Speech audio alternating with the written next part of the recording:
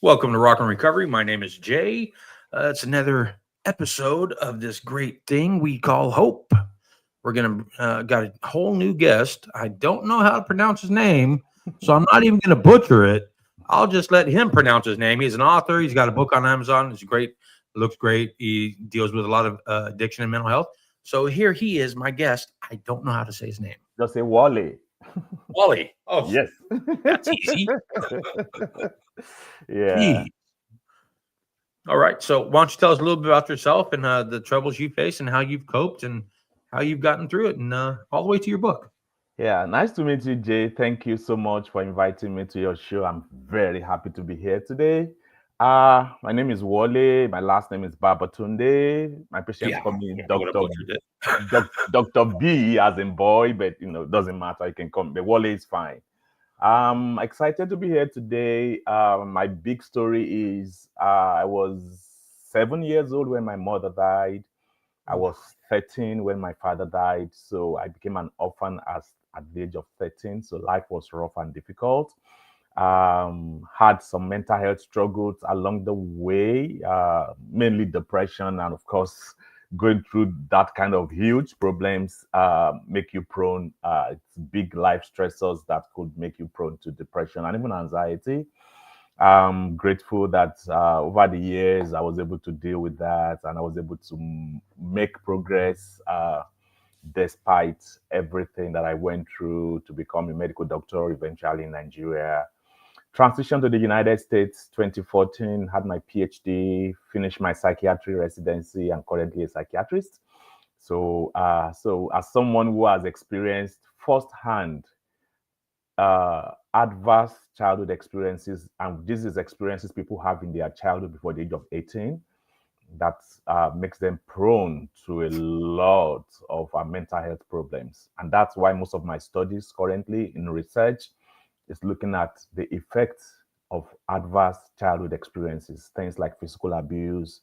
Some people experience sexual abuse, some people experience mental abuse, all manner of abuses that people experience as childhood, and family experiencing intimate partner violence in parents, and so many of other parental stressors that children get to experience these days. So, as somebody who had a number of adverse childhood experiences in my life, and somebody who had a little bit of a brush with depression at some points because of those big stressors, I'm happy to be part of the show today. And despite all of that, I was able to at least make it through live. And, I'm not yet there, but at least I'm glad for where I am.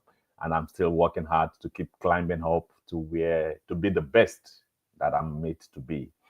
My mission statement is which I always tell all my patients at discharge, I always give them a portion of it to always go away with, which is to be the best version of yourself every single day, no matter what life throws at you. At times, life can be difficult for people struggling with addiction, which I believe maybe a good number of people watching this show. I always tell people, remind yourself every morning, I want to be the best version of myself. And that might just be something to hold us back or help us navigate those tough seasons and tough things. It's still going to be tough though, but we can we can manage it and be the best that we are meant to be every day. Every day is a new slate, and we start with a fresh vision, a fresh hope every single day. And I always tell people, your story is still being written if you are alive. Uh, and then one of the ways is you have the pen in your hand and you have what it takes to rewrite your story in the way you want it to be. You're absolutely correct on that. What kind of addiction issues did you face as growing up and even studying for your medical degree and in your life in general? I think one thing had a very little brush of, I wouldn't call it an addiction, was alcohol.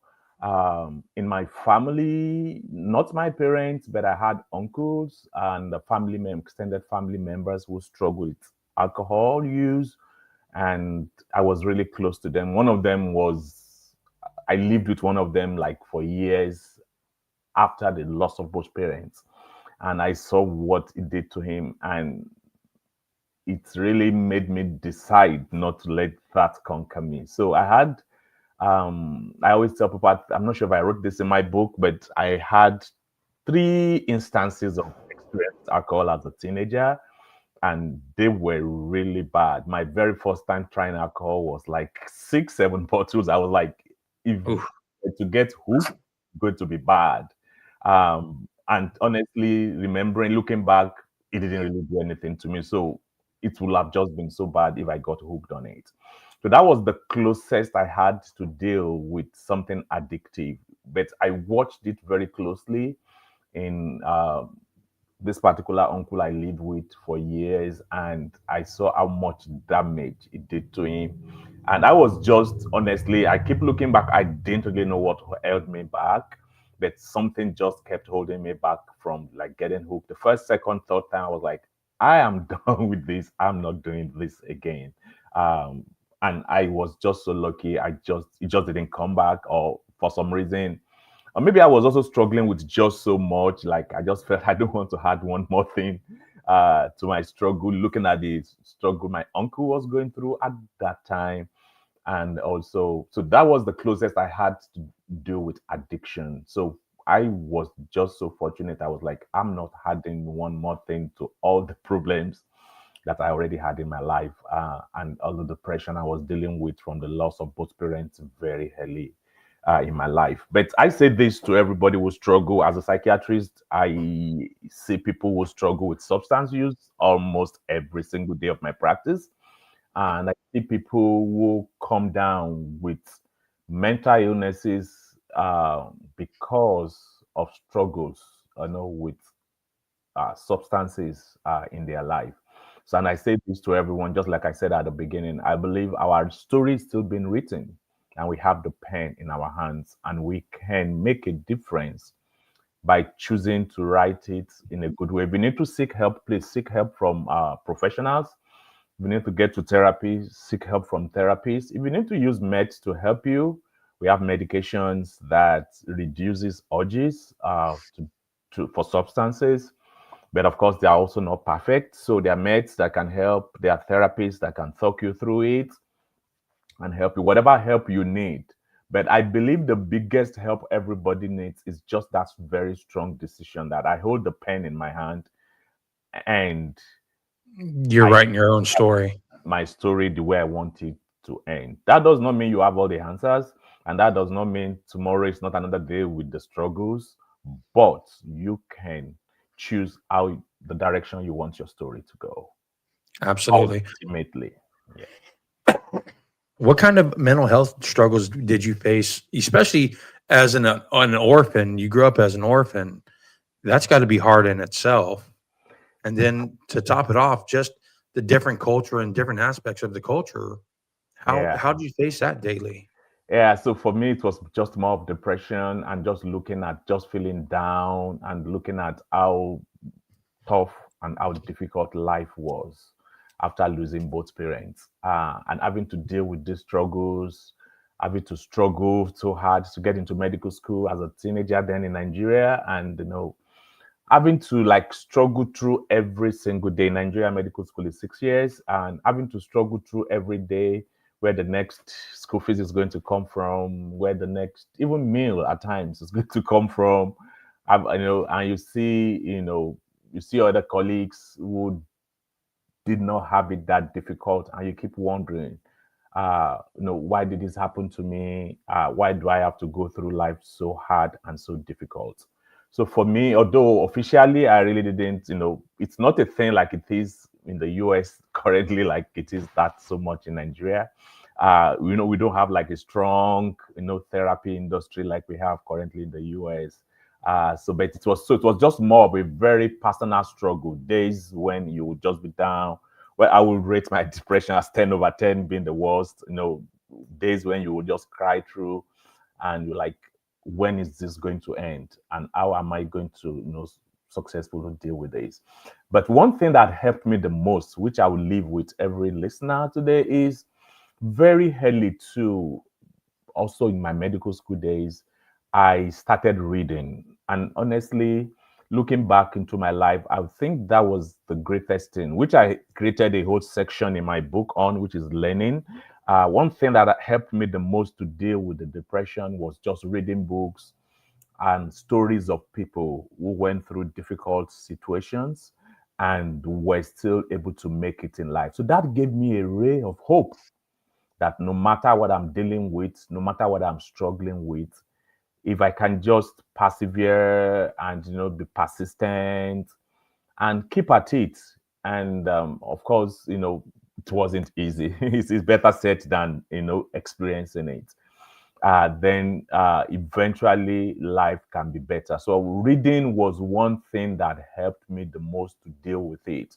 And I will also say some behavioral techniques like behavioral activation. One thing I did, which I learned also from books, was don't wallow in your mental health problems just lying down doing nothing. Rather, every morning it's a fresh day. Get up, keep moving. I Be got very to proactive. Yeah. Yes, I got to know very early that movement even solves depression too, which I tell my patients every day. There's a lot of science now. Of course, then I wasn't like so much reading a lot all the science and literature, but eventually learning, as a psychiatrist now, there's a lot of science that says we are dealing with, for example, with mental health issues. Even walking, just moving around 30 minutes every day, you know, could help you. Could one of the things you could do to help you overcome depression, for example. So, getting up every day. And I also read books that I was able to learn that from at that time. So one thing I learned was under no circumstance must I like remain in bed the entire day. Of course, I know there are some very severe depression where people just can't help it, and they might need medications, they might need to be admitted in the hospital, and stuff like that to help them through such very deep depression.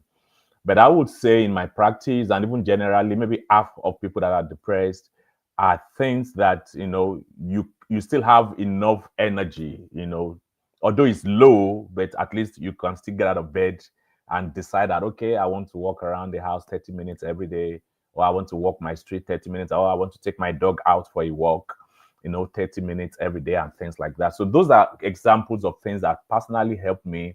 I decided I wasn't going to let this stop me. And that's why I said the biggest thing that can help, whether with addiction or with mental health illnesses, is a decision that I'm going to make sure there's a solution somewhere. I'm going to find it, and I'm going to keep finding until I find it.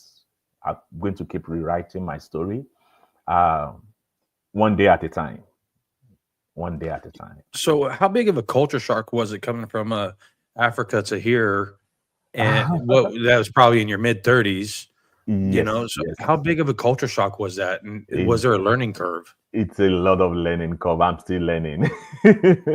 It's a lot of learning curve. Like even medical school, even practice of medicine. Of course, there's a lot of similarities, but of course, there's also a lot of differences too. Uh, Trying to cope with the new culture.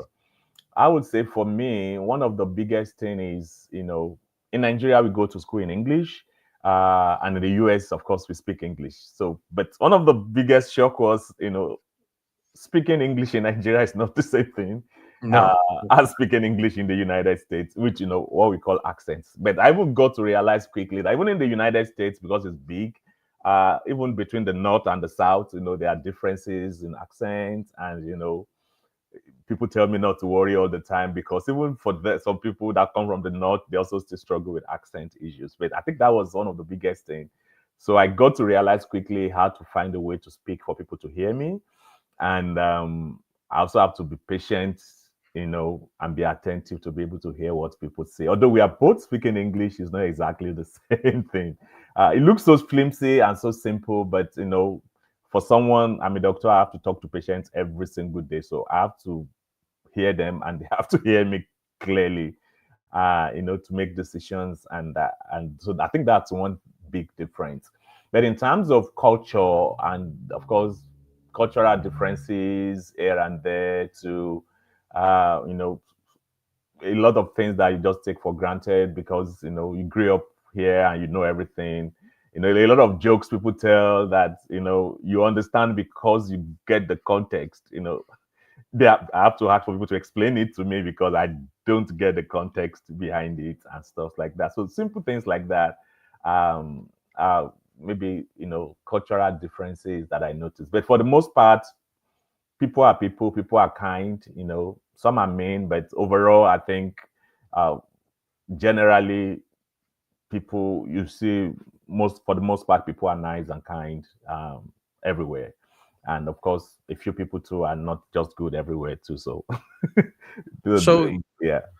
so your book, what inspired you to get into writing? And tell me about Adapt and Advance, your book.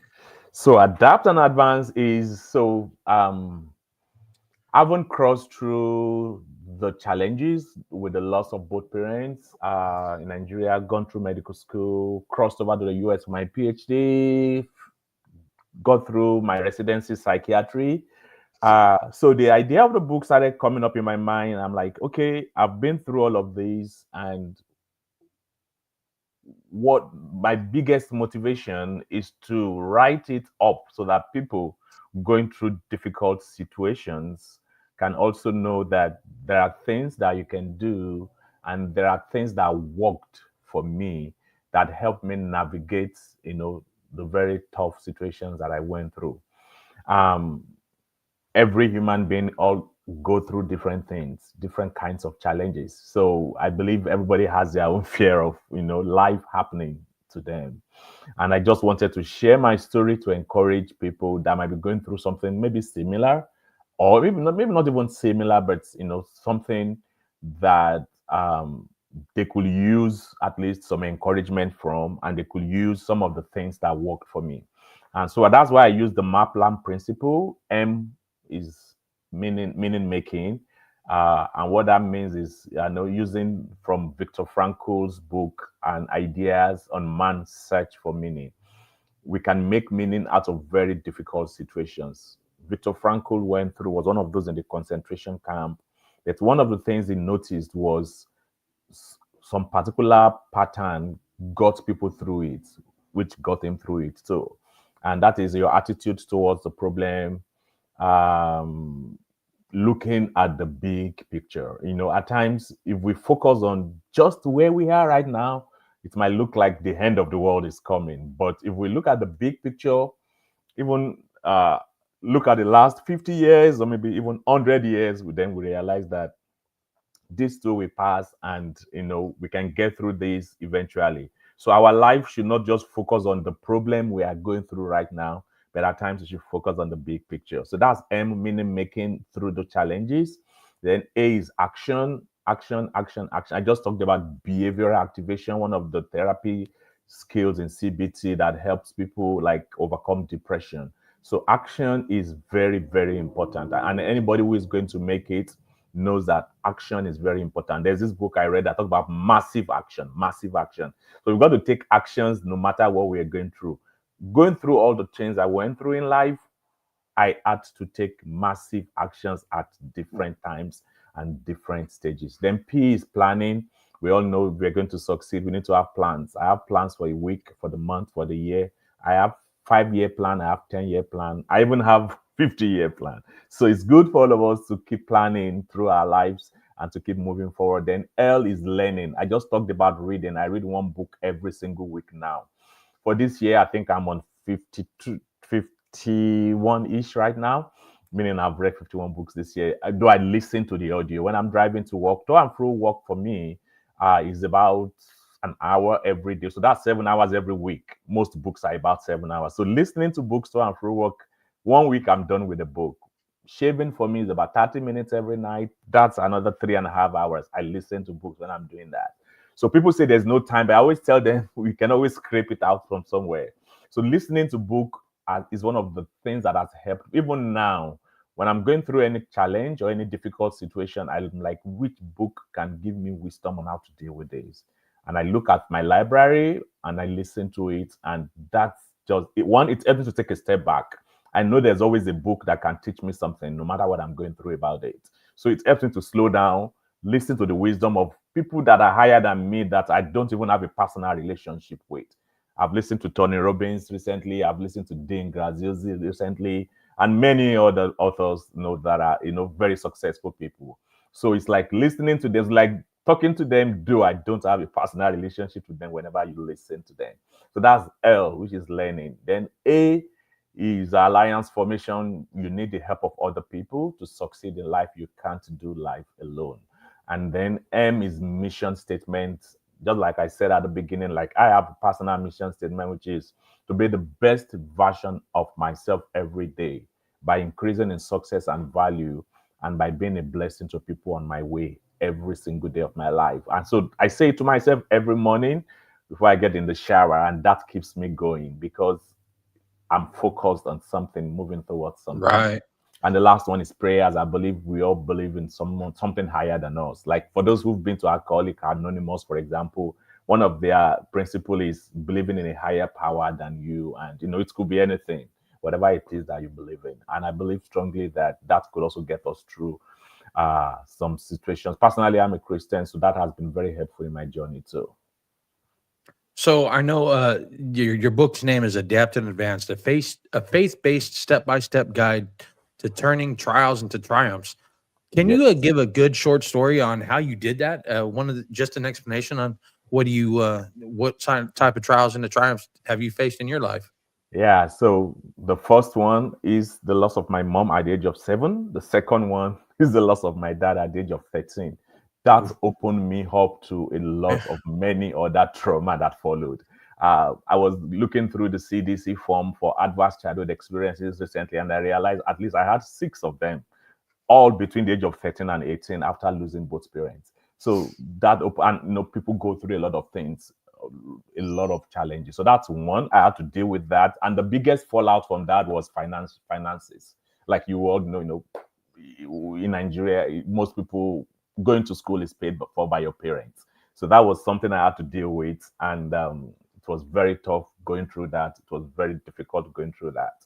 Then there are many other challenges. I always tell people, I wish I could say that was all that happened to me in terms of challenges. But even outside of that, there are many other. There were times I wrote exams that I failed at different times. Even more recently, like taking my US medical licensing exam to practice medicine in the US. The very first one, I failed it, and it was really tough and very difficult for me. But I remember I wrote the story in my book. Getting back home, my kids were like, "Dad, you always told us not to give up. Why do you want to give up on this exam?"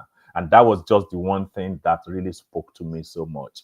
So I always tell people, be careful what you teach your children. It might come back to you. But It might come back. Yeah. I'm glad I Yeah. taught them something good. I taught them never give up so early that when they saw me struggling and wanting to give up on something, I was like, I'm not taking this exam again. That word, I said, I don't want to be a father. I don't want it to be that one of the things they remember about me was someone who gave up. And that was all I needed. And I was able to take the exam the next year and I passed it. And I passed all the other exam easily at one sitting. But the point is, so that's a more close challenge that I had to deal with in life and all of that. So all of that story. So in the book, every chapter, I wrote the story of someone more successful than I am, someone probably well known, and I did write my own story in every chapter just to explain the principle and how those story has worked for me. So the book is about adapt and advance at every stage. Even now, after I've written the book, there's been many things I've got to adapt and advance to because life will always throw things at us, and we've just got to be ready to be able to adapt and advance and keep making progress no matter what life throws at us at every time. Absolutely. In addiction, when you get in recovery, we got a saying that don't quit before the miracle happens. Mm. So I think that goes a lot, that goes a lot to just what you're just saying right there with your kids. Like, Dad, come on, you know, don't quit before the miracle happens. That's what we say. Yes, yes, yes. I agree 100% with that statement because, quitting is never a good answer to any good thing that we are expecting. So, every morning when we wake up, if the struggle is still there, then the will to solve the problem too needs to be there every single day, until, even after the miracle happens, there might be something new that will still come up. It might not be addiction, it could be something different. And one therapy I learned as a psychiatry resident is, using the brief psychotherapy. And one of the principles is something that worked for you in the past, you can always reach out to it and pull it up even for the present. So at times, you might be struggling with one thing, but there might be something for all of us, I'm sure if we look carefully, you've succeeded at something.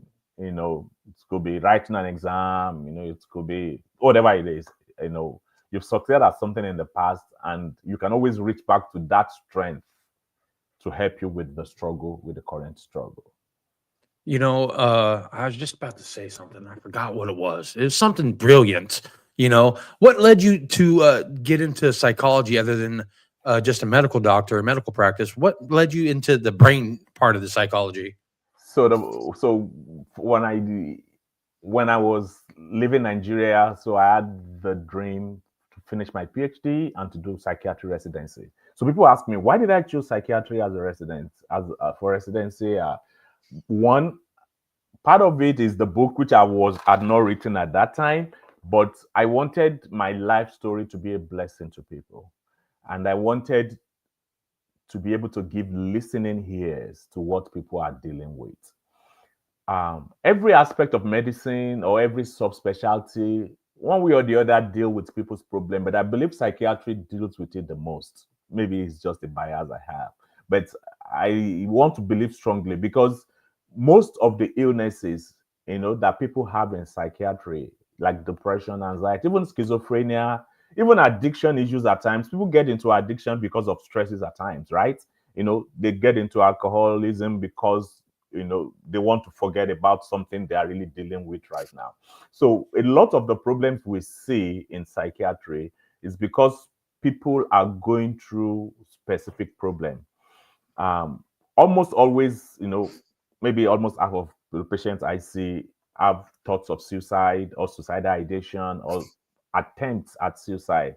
Almost always there's a stressor in their lives that pushes them to that level, or having thoughts of suicide. Maybe someone becomes homeless, or people lose their job, or maybe it's relationship problem, maybe divorce issues that become so messy. A lot of things that people go through that makes life very difficult for them, and that pushes out the depression at times. That pushes out the anxiety in people, that pushes out even schizophrenia and even addiction for some people. It's an attempt. I ask people all the time who struggle with alcohol, what is alcohol doing for you? And the kind of answers I hear all the time is, that's the only thing that makes me happy. For some people is like, it helps me forget about everything, at least in the moment, and stuff like that.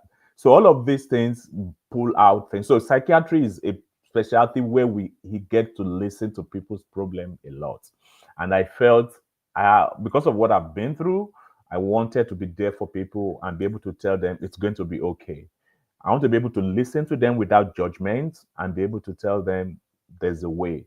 And whenever I have the solutions in my hand, either through medications, either through a little bit of therapy, even through encouraging words, because at times I realize people say those problems. At times, as a psychiatrist, I'm the first person that gave a listening here to some problems. I've had patients tell me things and they said, Doctor, honestly, you are the first person I'm telling this to. Maybe a big trauma they've been through, just because it's so difficult for them, and or people around them are just not willing to listen. So I want to be that person that listens to people's stressors and in a non-judgmental way, and be able to tell them it's going to be okay, and tell them, life can be difficult at times. I've had my own share of difficult times, and everything's going to be all right. With medications, we can help some things. With therapy, I can refer you to people that can talk, and I can also give you a little bit of encouragement because I learned a little bit of it too.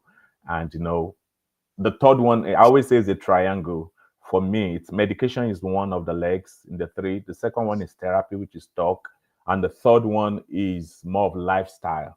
So I always tell people there's also lifestyle, meaning you have to accept responsibility. Like I talked about, exercise is one, even diet can affect our mental health, and a few other things that even sleep, having a good sleep habit, restricting or reducing, how much screen time you have and all of that.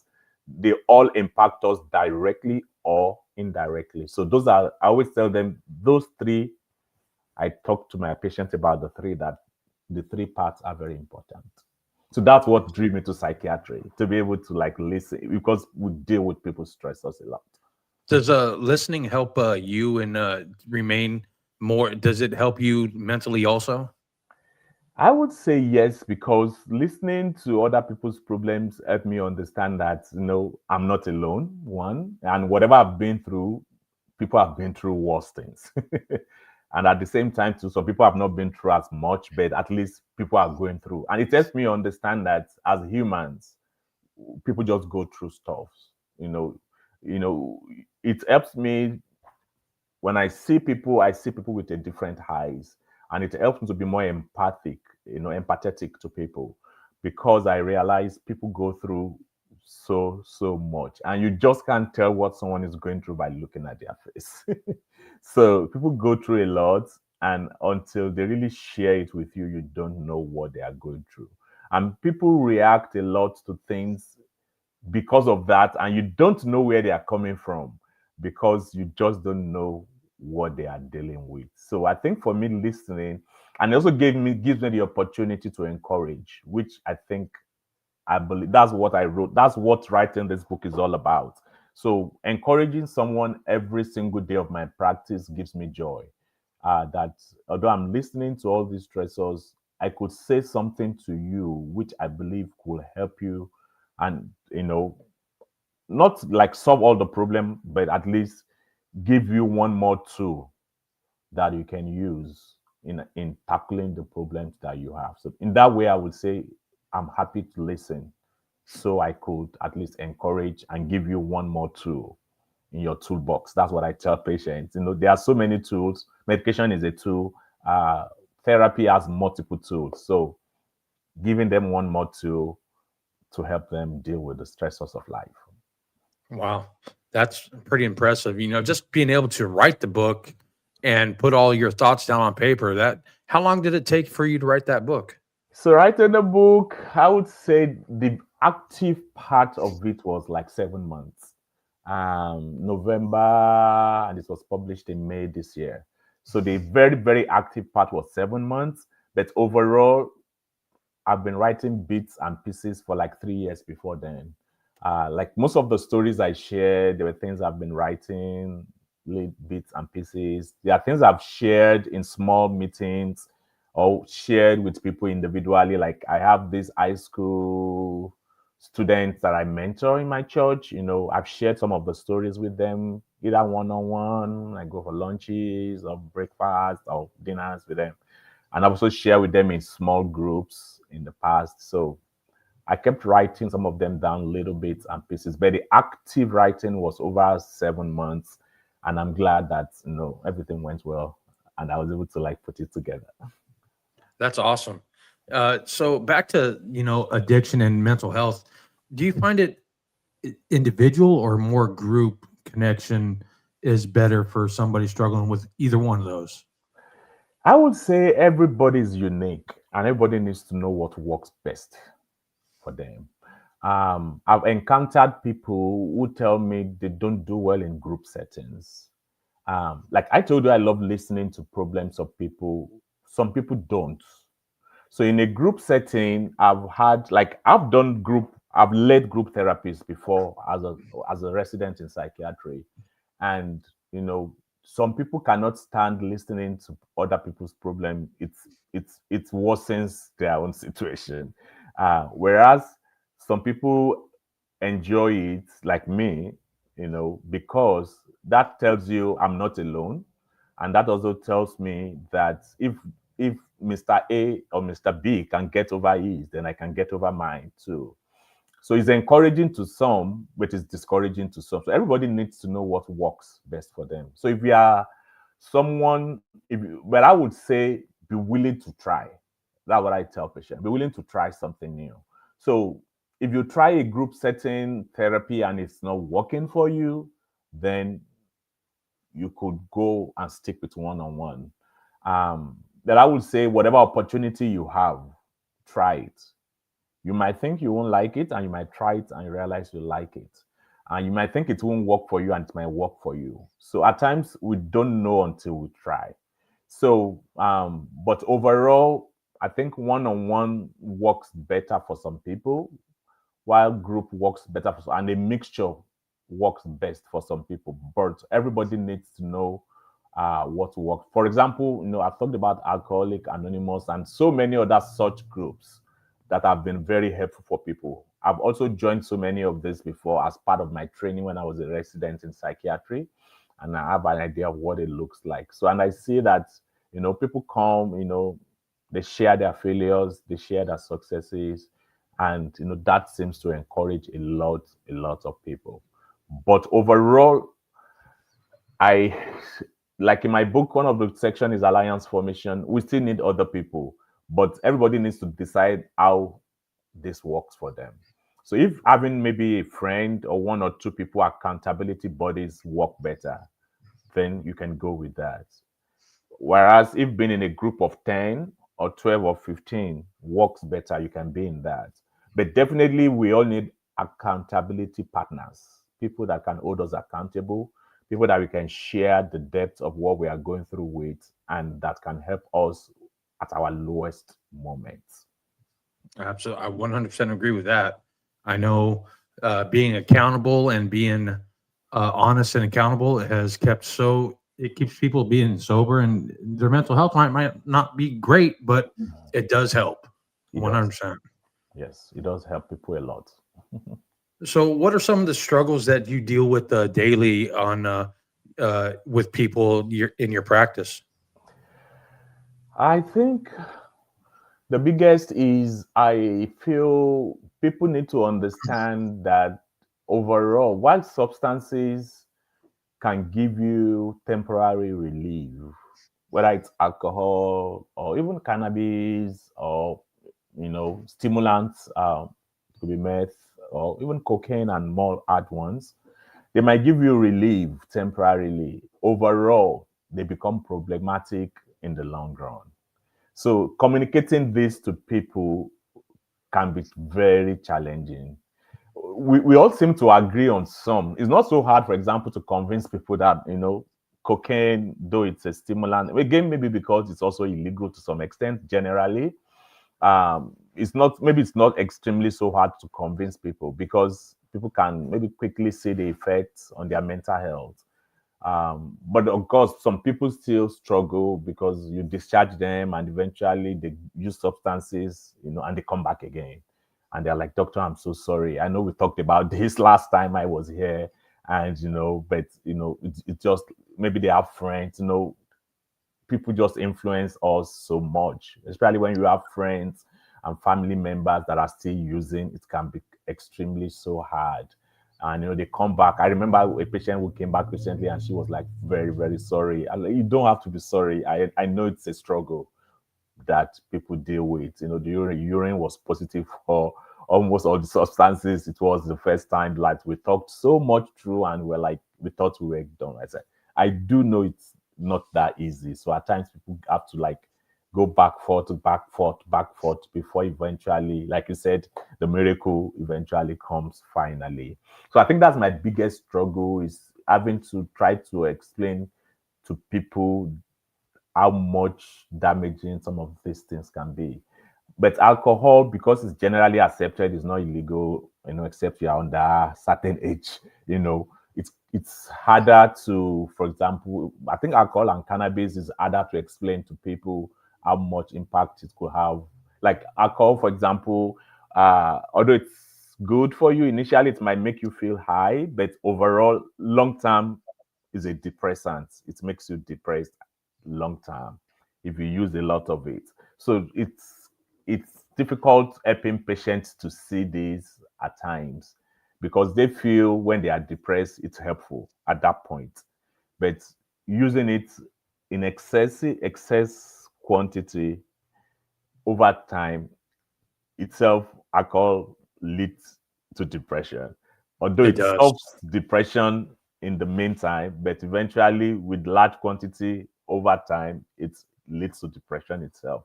So You trying to know, help, if yeah, you're not dealing with what's causing the alcoholism, if you're not dealing with the root of the problem, See, addiction is a side effect for whatever we're covering up and masking. Yes, You know, yes, so if you're not dealing with the mental health issue first or the mental side of it, you're not going to ever get out of addiction because that's the way you that's our side effect. That's the side yeah. effect of whatever we're going through.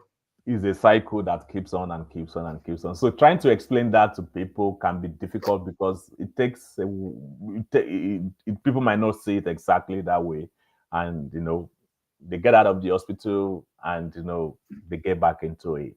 And at times, telling people, like you said, to treat the mental health aspect, people might not easily see that connection, and if they don't see it, they don't treat it, they get back into addiction and substance use again.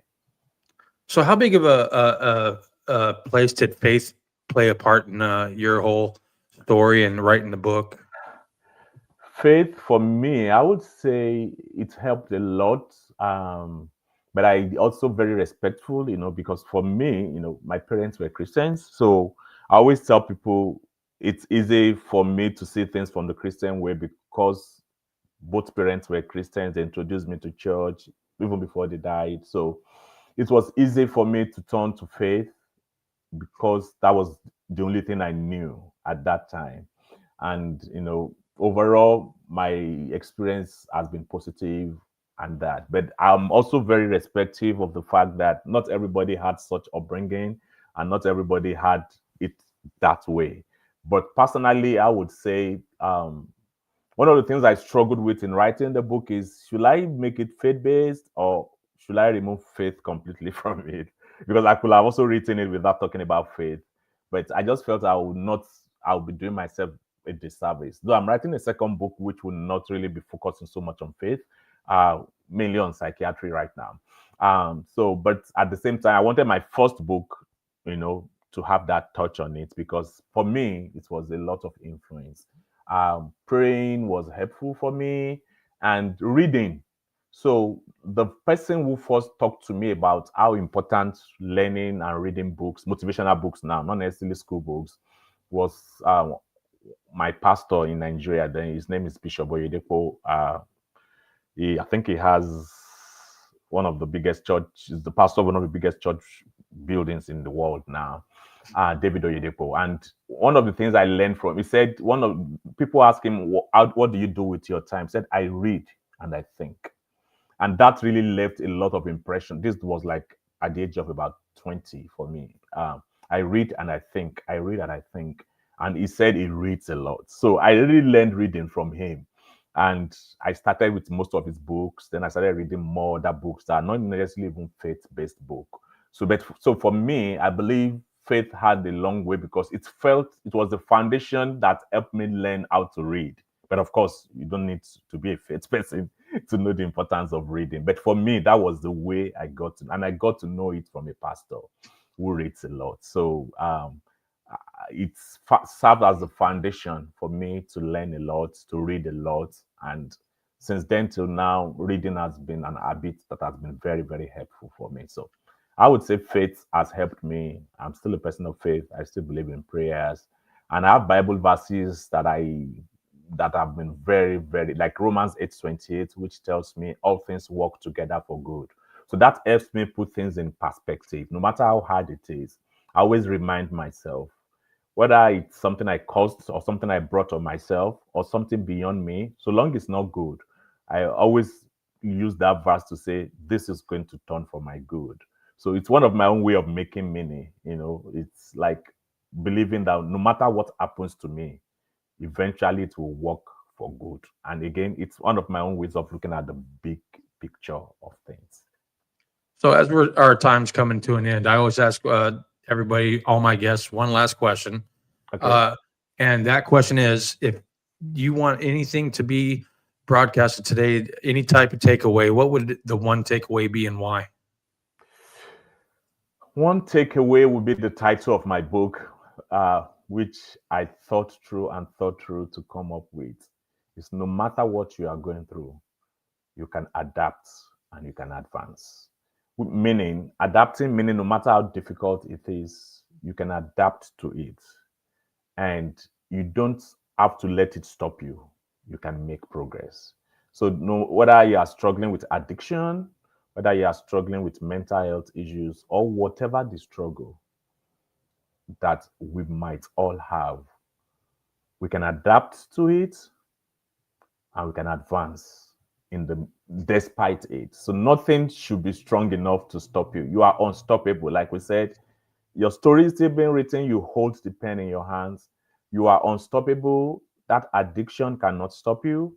That mental health problem cannot stop you. But no matter what it is, you are unstoppable. Believe it and say to yourself, nothing can stop me. And I can adapt to this and I can advance despite it. That's awesome. Wally, I appreciate you coming on my podcast, and I love having people from all walks of life, and you're just one of those. I enjoyed our time together, but Thank you, I'm Jay. afraid it's coming to an end.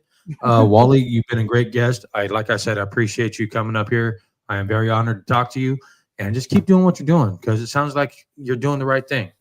Thank you so much, Jay. I appreciate it. It's great coming here too. And that for today is Rock and Recovery. Just keep rocking your recovery. Wally, I'll talk to you here in a little bit. Thank you. Bye.